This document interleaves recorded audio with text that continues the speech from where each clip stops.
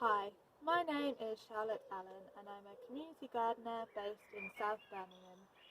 This video is for the Grow Your Road project.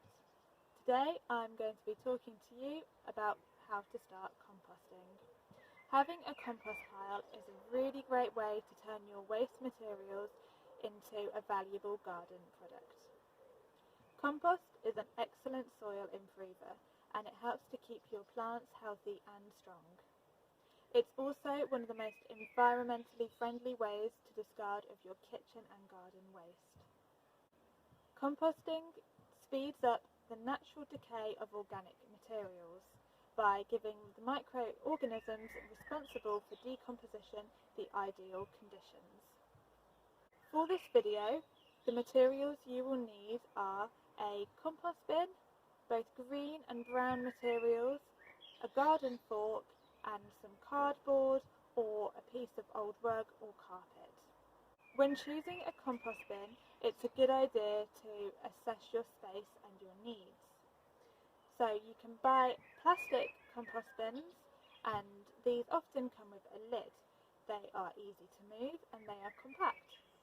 You can also buy flat pack compost bins that you can build yourself. These are also easy to move, should you wish to do so. However, if you'd like a more inexpensive and sustainable alternative, you can build your own compost bay. Behind me, I have quickly built a compost bay using old pallets. I have placed the pallets on their ends and tied the corners with string, but you could also use cable ties. If you would like to add a door, you can do so, but remember to add hinges so you can still access your compost pile to turn it, but also so you can use the compost you've produced. Once you've decided on your compost bin, you need to choose which location in your garden you would like to place it. Make sure you place it on an earth base rather than a hard surface, so that worms and other microorganisms can access the composting material. It's a good idea to place it in a shady or partially shady location rather than in full sun, where the heat is a bit too extreme for the composting process. Also, make sure you don't put it somewhere you're planning to grow. But also, don't put your compost bin too far away from anywhere you will be growing or from your house, because the incentive to use your compost bin if it's far away is much less than somewhere if that is accessible. Once you've set up your compost bin, it's now time to start adding and collecting materials to put into your bin. You need to use both green and brown materials. Now, green materials are nitrogen rich. These materials are usually living, such as grass cuttings or cut flowers or coffee grounds or vegetable peelings. Brown materials are carbon rich and they tend to be non-living. Examples include dried autumn leaves or shredded paper or newspaper. You need to make sure that you add these materials in the right balance to make sure that the process is as productive and efficient as possible. I use a simple composting recipe. The recipe I use is for every 1 bucket of nitrogen-rich green materials, I add 2 buckets of carbon-rich brown materials. Here I have a bucket of nitrogen-rich green materials, which I will layer on the bottom of my pile, and on top I will place 2 carbon-rich buckets of brown materials. I will keep adding materials in this ratio. Another important piece of advice is to add a hat to your compost pile. This will help to protect your compost pile from too much rain, which can slow the process. The type of hat that I would add to my open bay is a piece of rug, similar to this. However, you can also add a large piece of cardboard. Most plastic compost bins come with a lid, as do most flat pack containers. About once or twice a month, I will turn the pile using my garden fork.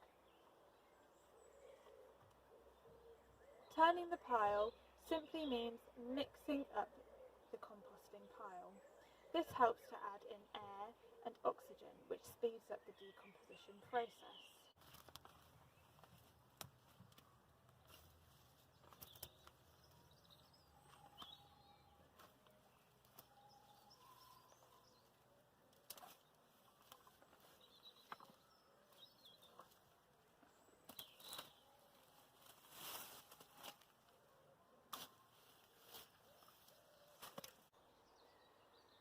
You should notice that the centre of your pile is very hot.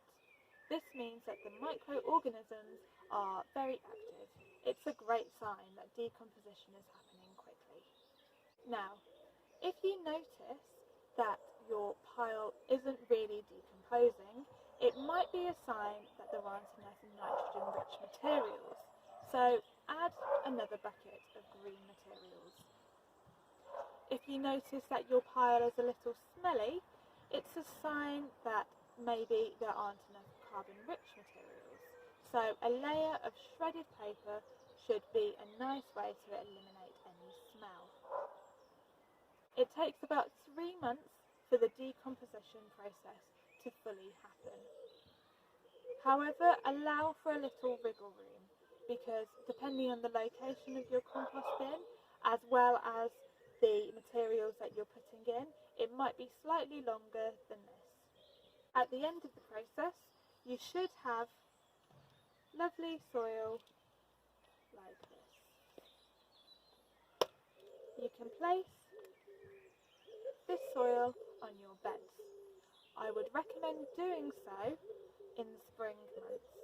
This is because during the spring, plants are very active and drawing up lots of nutrients from the ground. You can also use this compost as a soil improver for clay soils. The compost will help to add more air to the soil, therefore breaking down that heavy clay.